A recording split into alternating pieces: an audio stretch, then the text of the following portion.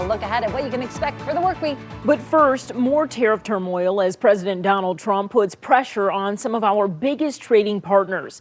Thank you so much for joining us. For 7 News Detroit at 11, I'm Whitney Burney. More tariffs could come as soon as tomorrow, targeting goods from Canada.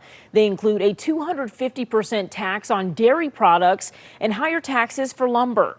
We know many Metro Detroiters are watching this closely, and so are our neighbors in Ontario. Tonight, 7 News Detroit reporter Tiara Braddock is breaking down the latest tariff talks and the potential impacts on your spending.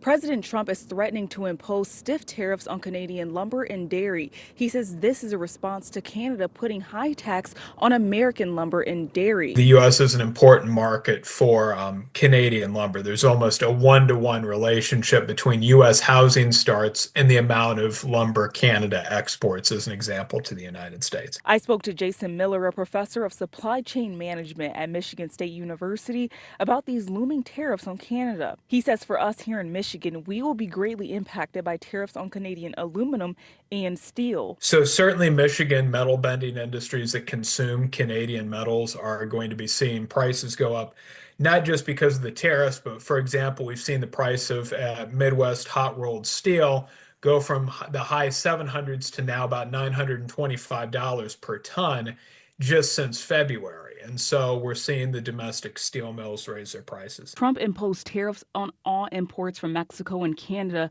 on Tuesday last week. Then the next day, the president announced a 1-month reprieve for the auto industry. By Thursday, he had delayed the tariffs on some other goods for 1 month. But this weekend, the president telling Fox News that on April 2nd, the tariffs become reciprocal. This is short term, and I felt that for the good of the American car makers and the MCA, I thought it would be a fair thing to do.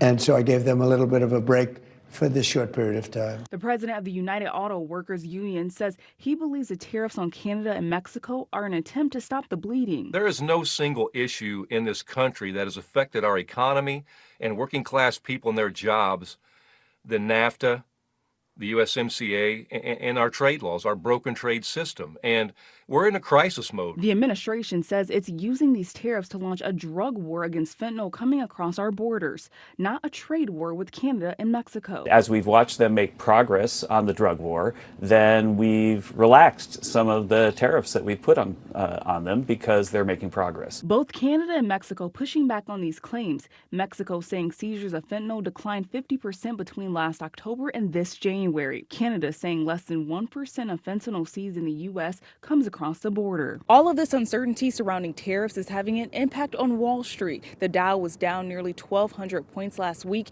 and the S&P is having its worst week since September. Near the Ambassador Bridge, Tiara Braddock, 7 News Detroit.